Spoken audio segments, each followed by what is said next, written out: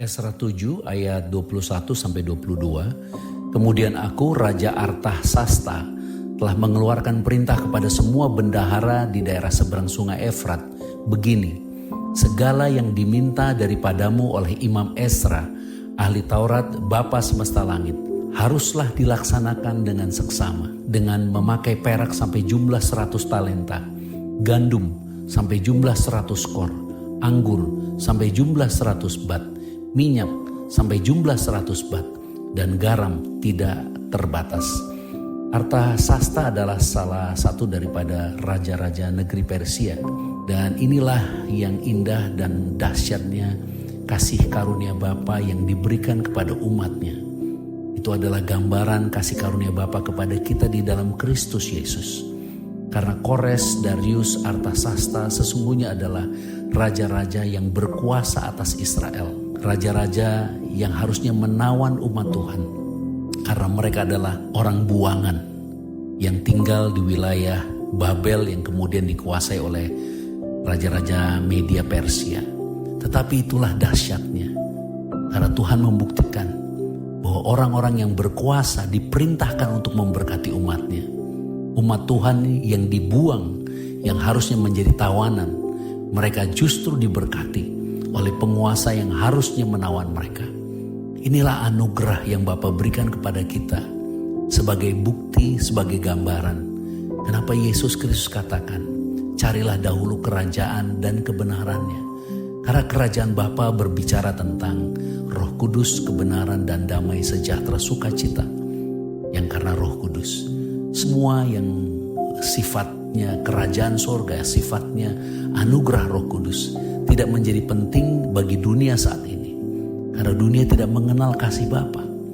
Tapi bagi orang percaya sesungguhnya itu adalah esensi dan kehidupan kita yang sesungguhnya. Dan Bapa sanggup buktikan bahwa Dia akan perintahkan berkat justru kepada orang-orang yang menghargai firman-Nya, yang menghargai kekudusan-Nya, menghargai kebenaran-Nya. Itulah sebabnya dikatakan carilah dahulu kerajaan Bapa dan kebenaran-Nya. Dan kebenarannya adalah Yesus Kristus. Karena kita ada di masa untuk menantikan Tuhan Yesus datang. Ketika Tuhan Yesus datang kembali, Ia tidak mencari orang yang memiliki kekayaan atau memiliki pangkat atau memiliki bisnis yang banyak atau memiliki segala sesuatu di bumi ini.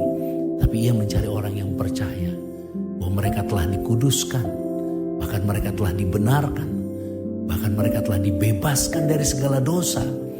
Mereka semua telah menjadi suci kudus karena iman. Dan orang-orang itu adalah kita yang percaya. Karena itu janganlah pernah bimbang, jangan pernah takut. Apa yang kita imani, kekudusan, kebenaran di dalam Kristus, bagi dunia mungkin tidak dianggap dan tidak dianggap penting. Tapi kita harus percaya bahwa itu adalah kebenaran yang sesungguhnya. Karena apa yang sedang dikerjakan dunia, kemudian akan diperintahkan Bapa untuk memberkati kita. Karena kebenarannya adalah bait sucinya Tuhan, bait sucinya Bapa harus dibangun kembali. Dan semua pembiayaannya akan dibiayai oleh penguasa-penguasa dunia. Karena langit dan bumi dan dunia dan segala isinya sesungguhnya adalah milik Bapa. Dan kita bagi dunia mungkin adalah orang-orang yang tidak berarti. Tapi bagi Bapa, kita adalah anak-anak yang dikasihinya. Kita adalah orang-orang yang sangat berarti di hadapan Bapa. Karena itu teguhkanlah hati kita dan jadilah percaya, bersyukurlah. Karena kekudusan, karena kebenaran, karena keselamatan yang kekal, sesungguhnya adalah harta yang lebih berharga dari segala sesuatu. Di dalam kebenarannya, di dalam kerajaannya, kita pasti diberkati. Sebagaimana Artasasta, Raja Persia diperintahkan untuk memberkati Imam Esra. Karena Kristus sekarang kita telah menjadi imam-imamnya Bapa. Kita pasti diberkati dan kita pasti terpelihara di dalam anugerahnya. Dalam Yesus Kristus Tuhan Juru Selamat. Shalom.